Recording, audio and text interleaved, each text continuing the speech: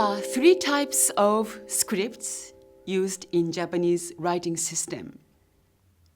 Kanji is originally adapted from China in the ancient times, but some letters and pronunciations that the Japanese use with their kanji are different from the Chinese.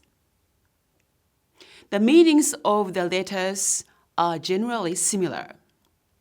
The kanji script has ideographic signs.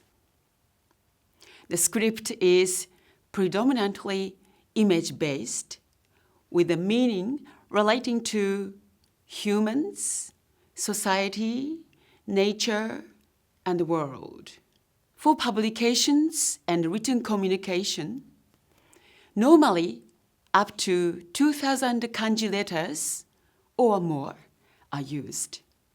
Hiragana script was created by the Japanese later on. It consists of phonetic symbols that have sounds but no particular meanings.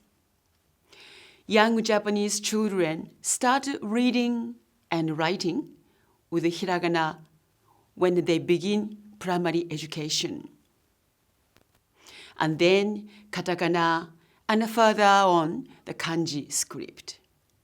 Katakana script also consists of phonetic signs. It is used for things, concepts, ideas, and names that are from the West.